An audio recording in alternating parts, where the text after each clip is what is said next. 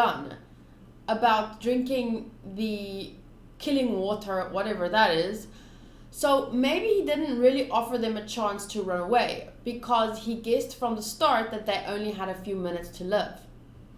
I wonder if the reason for their introduction was to mention this forbidden water that gives the person a temporary boost in strength, but in turn steals their life. Will that come up again in the future, or is it just another subtle hint at the different powers / magic that exists in this world? I got the same feeling when with Mist Golden Week's power. It was never mentioned that she had a devil fruit. It was never mentioned that she had devil fruit powers. Apparently, her power was a form of hypnosis. It could just be a way to make the viewers, us, used to various kinds of power in the One Piece world.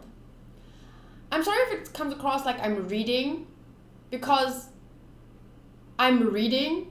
Someone complained about it the other day, and I'm like, I felt like I could say like, bitch, I don't have to do this. I could just post a link to the notes and you could go read it yourself. I'm only reading this because I feel like I like listening to podcasts like while I'm doing other things like washing the dishes or whatever. So if people aren't in the mood to read, then they can listen to me. Why do I need to hide the fact that I'm reading notes? Do you want me to memorize this shit and act it out or something? I don't know what you want. Like, honestly, it sounds like I'm reading because I'm reading. But anyway, I just wanted to point that out to whoever complained about it. Another reason for this scene, the whole Elite Four, and because I'm just wondering about it, could be to remind us, using these characters, about the pain that the people of Arabasta had to endure because of Crocodile. This seems to be the most likely reason, in my opinion. Because I don't know about the forbidden water and all that kind of stuff.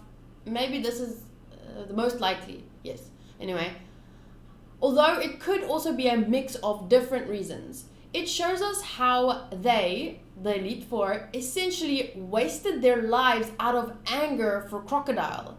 Maybe if they hadn't done that, they'd still be alive. I don't know.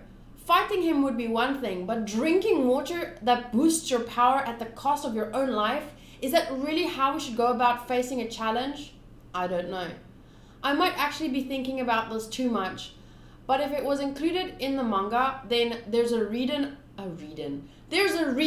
Oda chose to include it. And I'd rather overthink than just dismiss something he took the time to incorporate into the story. More and more during this arc, I am just in awe of the brilliance that is his writing, his way of conveying emotions through a story, and the build-up of certain scenes, and the execution of emotion and everything. And I'm just like, if anything is included in the manga, I'm gonna take time to think about it. You know, if it's happened and I didn't understand it, I'm not just gonna go like, I don't care, whatever, what it means, I'm not gonna do that. I'm actually gonna think about it, you know, because that's the kind of person I believe Oda is. I don't think he would include something without having a reason to do so, whether it's comedy, whether it's to remind us of what Oda put Arabasta through. I always think like a good writer doesn't put something in, doesn't take the time to illustrate something if there's not a good reason for it, you know? And I don't know if it was included in the manga or not. I still haven't started reading it because I don't have time to fucking read manga, even though I really want to. I really, really want to.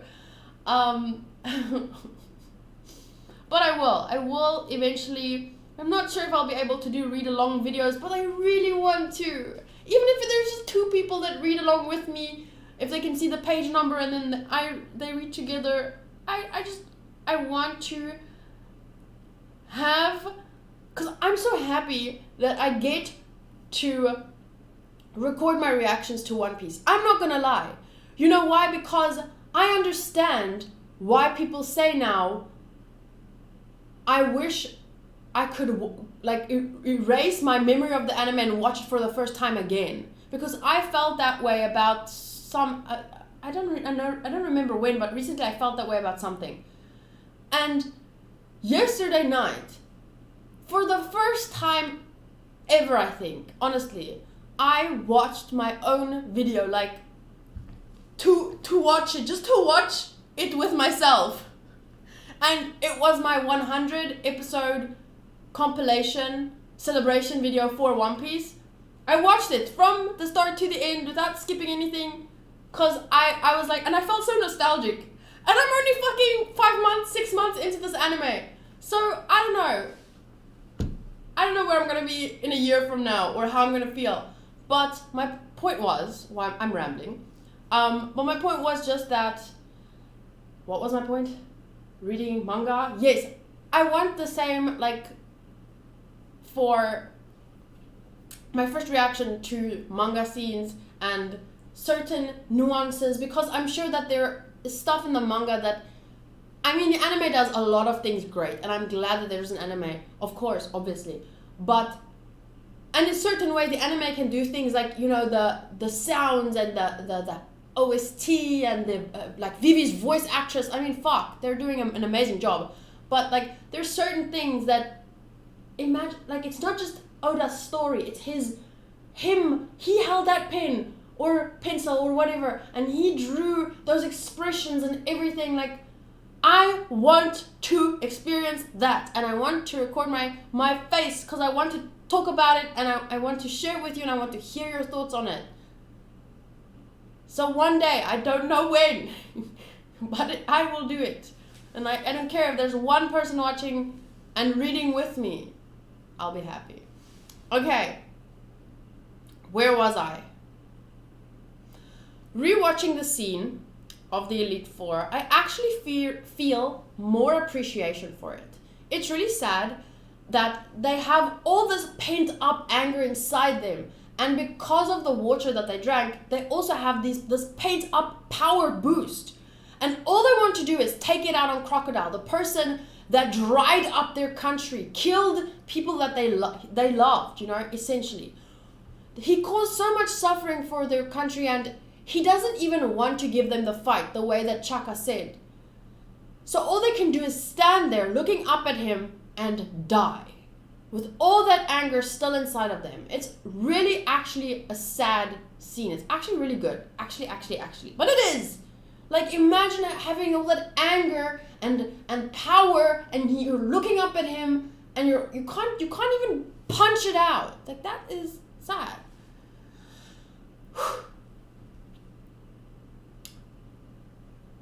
There was something else I felt like saying, but now it's gone.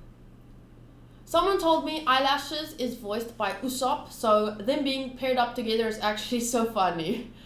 He's a camel, for God's sake. Ah, Usopp. Classic character. The moment Koza got there to see the truth. Capital, yes. Capitalized, like, yes. Sometimes I can't express the same emotion out loud than I can in text, because, like, I would look like an idiot screaming like that, but I'm so glad Crocodile admitted everything to him with his own words. I'm especially glad about him saying, even while the royal family and the royal army were desperately trying to expose our shadow, because it proves that while Koza was busy harboring anger at the king who opened his home to him, the royal family and guard were working hard to find the truth. I just wanted the reality to be exposed, because Cobra's honestly such a great example of what a king or president or leader should be like. Sacrificing personal luxury to help his people, opening his home to them. Sorry, my voice broke. It didn't break. I was already saying something else in my mind, because I also wanted to say he taught his good beliefs to his daughter. He made sure she understood what it means to be a leader. And while I was reading that, I was already thinking that, and then it was like, Anyway. Oh, I did write it. Teaching these beliefs to his daughters and the royal guard. God, I know myself well. speaking honestly with his people and listening to them when he can't solve their problems and being honest about that too. Like, he doesn't tell them, oh, I can do anything, I'm the king, don't worry, I will save you all, blah, blah, blah. He told them, I am only a human, I can only do what I can do. This is something I cannot solve for you, but come in, I will listen to your grievances. Like, that to me is amazing. He's one of my favorite characters in the show because of these things. I really also love and appreciate the flashback where it shows Vivi and the king watching Chaka train Koza. It was small, but it was so special in my opinion, a very nice detail. Episode 121. Vivi's voice goes unheard, a hero descends. Oh, this was a good episode. I don't have much to say about Koza getting shot and the war spiraling out of control, to be honest. It was to be expected. Koza and the rebels played right into Crocodile's hand after all. And with Baroque works, people planted on both sides, obviously this was how things were going to turn out. And another thing that I wanted to say is I see some people in the comment section get really frustrated when I don't write long notes about things they think I should have written long notes about. But it's okay for you to express that as long as you're not mean about it. One thing happened, I saw someone say, I was going to the comments and I saw someone say, and this is not what I mean, this is a similar but not what I mean. Someone commented, because I think it was a joke, that's why I don't mean this. Sanji fights, 5-minute notes, or something was funnier, I don't remember because I read it quickly, and then spaces Zoro fights, 3-hour notes or something, or something like that, and there was like a winky face or something, and I found it funny because it didn't seem like they meant it maliciously, and I couldn't reply because either they deleted it or maybe one of my mods deleted it because maybe I don't actually know. So I couldn't reply, but I just wanted to say to that person, because it's fine for you to express like it in a nice way, in a jokey way, whatever. So I wanted to say to that person specifically about the Zoro fight and about my notes being longer for it is because to me, I saw a lot of depth in that fight. It had references to spiritual things, stuff that touched me personally, things that I've done research on in my life a little bit, like about vibrations and meditation and the nature of reality and what is possible for human beings. Like, these are things that really interest me, and that whole scene and how he talked about nothing and stuff that I've learned about nothing meaning no thing, and like all these different kinds of thoughts rushed to me. So obviously it's not because yes, Zoro is my favorite character, but I didn't write more for him just because he's my favorite character. I wrote more for him because that scene's like kind of, I resonated with it. So I just wanted to explain that in a short way, specifically to that scene. But I mean, if one of the other characters has a fight, like I have written long notes about Usopp's fights too, because of how some people see him as a useless character, and they literally said like about him and Nami, they just want them dead because they can't blah blah blah. Like, I've written long notes about things that I have things to say about, but sometimes because we're different people with different experiences in life, I will have different things to say and different things to ramble about, because at the end of the day I'm just rambling my thoughts. So for someone that person was just joking, so I didn't take that personally, but there are some people I feel that you can definitely see from, I believe, like, I know that you can't hear tone, but there are people the way like they type, if they say FFS, like, that means for fuck's sake, like,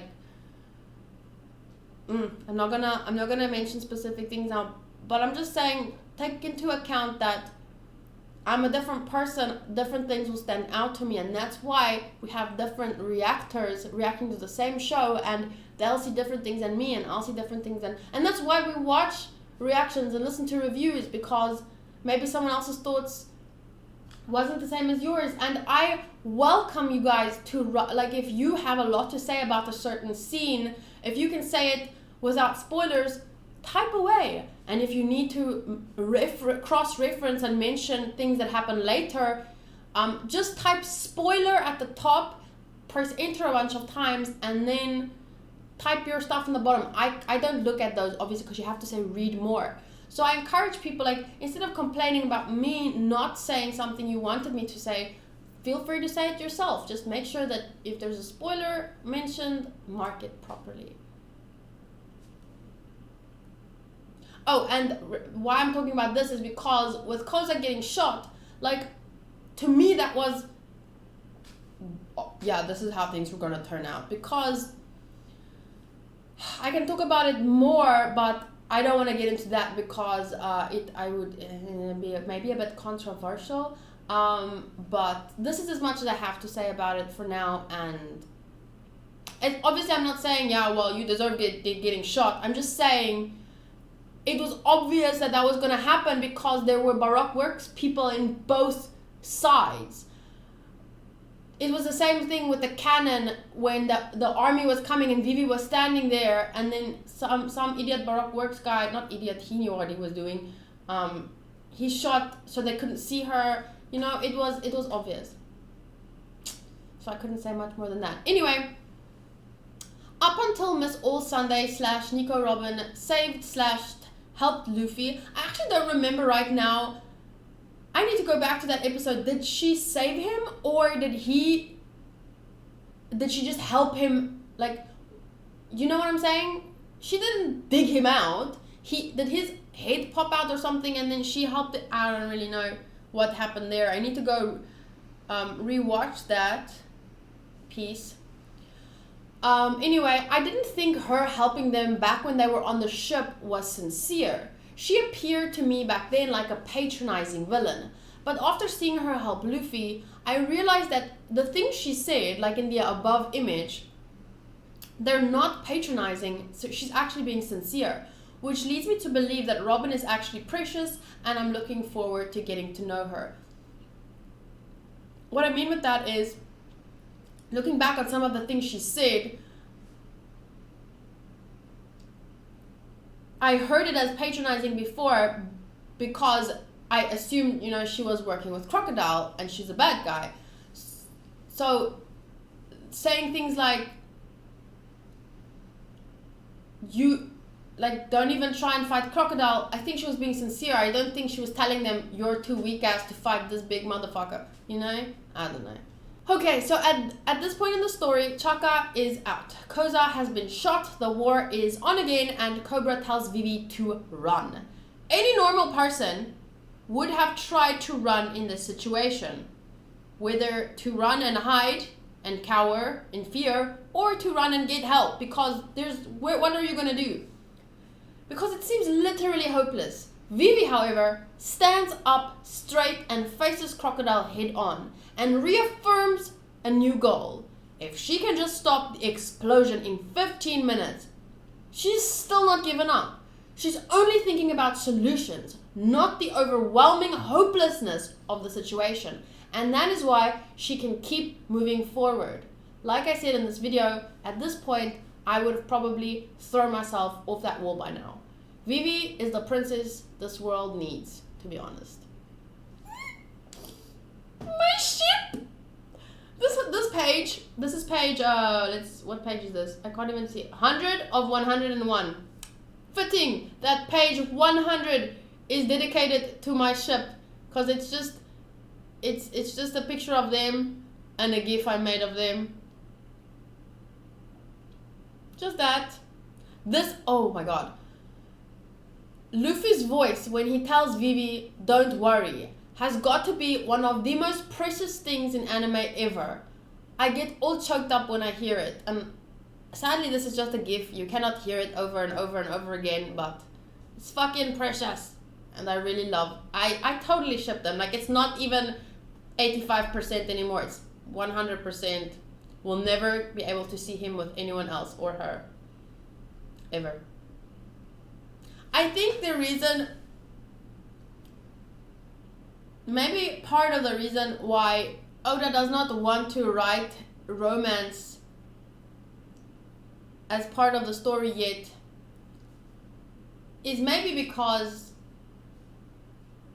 he's too scared of the backlash that the other people, like, imagine putting, I don't know, Nami and Sanji together, then Nami and Luffy shippers would like go, like they might lose their minds.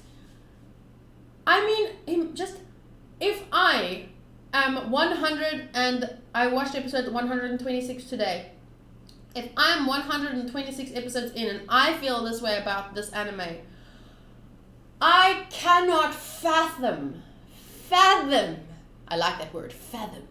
I like knowing English words that sound fancy, because I'm Afrikaans and I'm pretty sure my dad wouldn't know what fathom means. Anyway, I could not imagine to understand how someone that has watched this since the day, because there are people in this world, on this earth, that have watched this anime since the day it came out. People that have read the manga multiple times, watched this with 10 different reactors, despite it being 800 or more, almost like 903 episodes long by now. Like, he could seriously, like, it's dangerous. Some people in the world, honestly, like, I understand. Some people in the world, if they kill themselves, like, I remember my parents, not my parents, but some kids weren't allowed to watch Pokemon, because parents were spreading the story. Not my parents, I watched Pokemon. My parents couldn't give a fuck about what I watched. Parents were spreading the story that a kid, I don't know, saw Ash calling or heard Ash calling to him and then walked off a bridge because he was trying to follow Ash or something. And people blamed Pokemon. And I'm just saying, when someone has a gun in their hand and they shoot themselves, the gun may be the immediate cause, the physical cause, but that is not the root problem, you know? But, and you can argue that for a lot of things, like, you know how violent video games are being blamed for people doing the mass shootings and stuff. Maybe the video games are like the gun. Like, some people should just not have access. Like, maybe that's a cause, but it's not the root problem. You can't blame, like a 9-year-old shouldn't have access to a gun, a physical gun. Like, you need a certain level of maturity and understanding of life and death and mortality and shit. You need a certain level of understanding.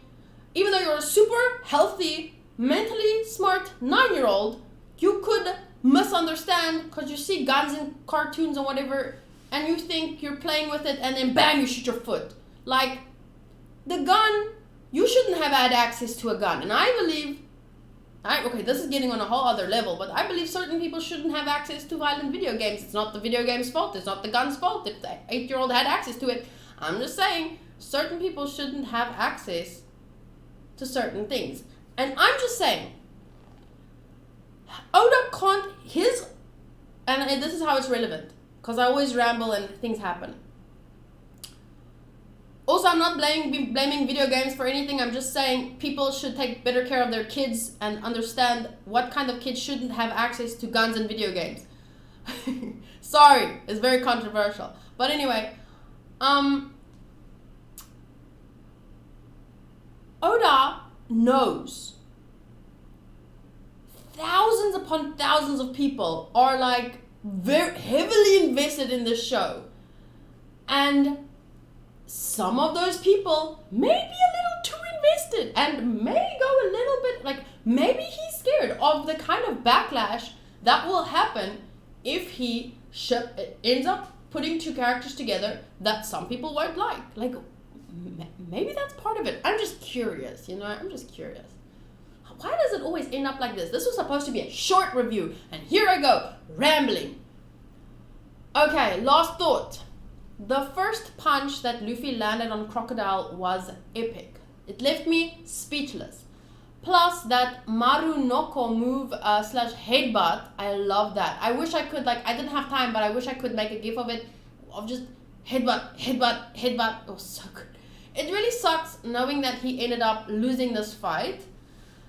At this point, I've already watched up to episode 123. So this was when I was making the notes. But now, I've already seen episode 126 and I fucking can't wait to share that video. But anyway, next video will be episode 102 and 122 and 123. And then episode 124 to 126. All the full reactions are on my Patreon already, so if you want to watch them in advance, it's available for all level 2 and up patrons. Always in advance, full reactions with screen. But I need time to edit and make my notes because honestly that is part of the journey, part of the process for me, and I feel also that's part of why I've already technically watched One Piece twice now, up to here. At least up to 121 because I watch it and then I edit and make notes.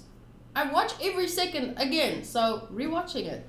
And so technically I've watched more than 200 episodes, although that, you know, they were the same episodes 122, 121 twice, and also 123, 122, 123, 124, 25 and 26. So I feel like that's why, part of why, because how can you not get attached to these characters? How can you not get invested in a story this good, with characters this good?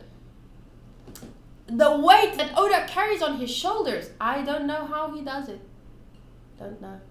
But anyway, that's it from me. Thank you so much for listening to my thoughts. I look forward to hearing yours in the comment section down below. I do not apologize if I offended you by referencing the video game thing. I know some people disagree with me, but that's just my opinion and there's nothing more to it.